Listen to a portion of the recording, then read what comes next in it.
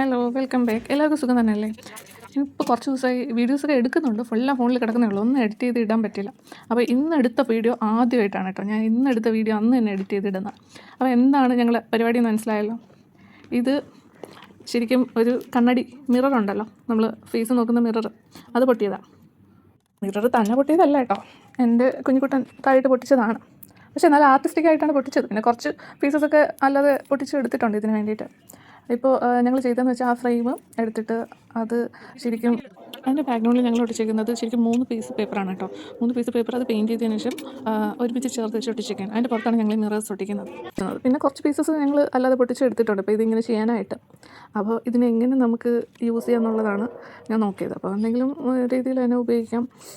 ചെറിയ ചെറിയ പീസസ് ഉണ്ട്, നമുക്ക് എന്തെങ്കിലും ചെയ്യാമെന്ന് വെച്ചിട്ടാണ് ഞാൻ ഈ ക്രാഫ്റ്റ് ചെയ്തത്. പക്ഷേ എനിക്ക് ചെയ്തു വന്നപ്പോൾ ലാസ്റ്റ് റിസൾട്ട് നല്ല ഇഷ്ടപ്പെട്ടു കേട്ടോ. ഇത് ശരിക്കും ഒരു നോമ്പുള്ള ദിവസമായിരുന്നു, പെരുന്നാളിൻ്റെ തലേന്നും കൂടെയാണ്. പിന്നെ മിറർ പൊട്ടിക്കഴിഞ്ഞാൽ അത് വെച്ചുകൂടാന്നൊക്കെയുള്ള കുറച്ച് അന്ധവിശ്വാസങ്ങളൊക്കെ ഉണ്ട് കേട്ടോ. എനിക്കങ്ങനെ അന്ധവിശ്വാസങ്ങളൊന്നും വലിയ വിശ്വാസമില്ല. എന്താണ് മിറർ പൊട്ടിയാൽ അതിൽ നോക്കിക്കൂടാന്ന് പറയും, പിന്നെ എന്തോ കുടുംബത്തിന് നല്ലതല്ല എന്ന് പറയും, അങ്ങനെ എന്തൊക്കെയോ പറഞ്ഞ് ഞാൻ കേട്ടിട്ടുണ്ട്. എനിക്കതിലൊന്നും വിശ്വാസമില്ല.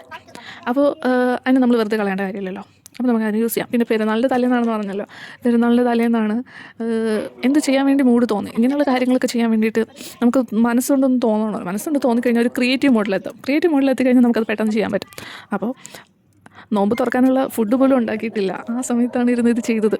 അങ്ങനെ കുറച്ച് നേരം അത് ചെയ്തു, പകുതി വഴിയിലാക്കിയതിന് ശേഷം പിന്നെ പോയി ഫുഡ് ഉണ്ടാക്കിയതിന് ശേഷം തിരിച്ച് വന്നിട്ടാണ് കംപ്ലീറ്റ് ചെയ്തത്. എന്തായാലും സന്ധ്യ ആയപ്പോഴത്തേക്ക് കംപ്ലീറ്റ് ചെയ്ത് കഴിഞ്ഞു. പിന്നെ എന്തൊക്കെയാണ് നാട്ടിലെ വിശേഷങ്ങൾ? നിങ്ങളെന്ത് ആരും കമൻറ്റ് ചെയ്യാത്തേ? കമൻറ്റ് ചെയ്യൂ, നമുക്ക് സംസാരിക്കാമേ. ആരെങ്കിലുമൊക്കെ കാണുന്നവർ കമൻറ്റ് ചെയ്യൂ, അപ്പോൾ നമുക്ക് കമൻറ്റിലൂടെ സംസാരിക്കാം. പിന്നെ വേറെന്താ വിശേഷം? അങ്ങനെ പോകണം. പിന്നെ ഇങ്ങനെയുള്ളൊരു കാര്യങ്ങൾ ചെയ്യാൻ വേണ്ടിയിട്ട് നമ്മളൊരു മനസ്സുണ്ടാക്കി എടുത്തു കഴിഞ്ഞാലേ അത് സ്റ്റാർട്ട് ചെയ്ത് കഴിഞ്ഞാൽ പിന്നെ നമുക്ക് പെട്ടെന്ന് നമുക്ക് ഇൻട്രസ്റ്റിംഗ് ആയിട്ടുള്ള കാര്യമാണ്, നമുക്ക് ഇഷ്ടമുള്ള കാര്യമാണ് നമ്മൾ ചെയ്യുന്നതെങ്കിൽ നമുക്കതൊരു ജോലിയായിട്ട് തോന്നില്ല. അത് എല്ലാവർക്കും അങ്ങനെ തന്നെയാണെന്ന് തോന്നുന്നത്, അങ്ങനെയല്ലേ? നമുക്ക് ഇഷ്ടമുള്ള കാര്യം ചെയ്യുമ്പോൾ നമുക്കതൊരു ജോലിയായിട്ട് തോന്നില്ല.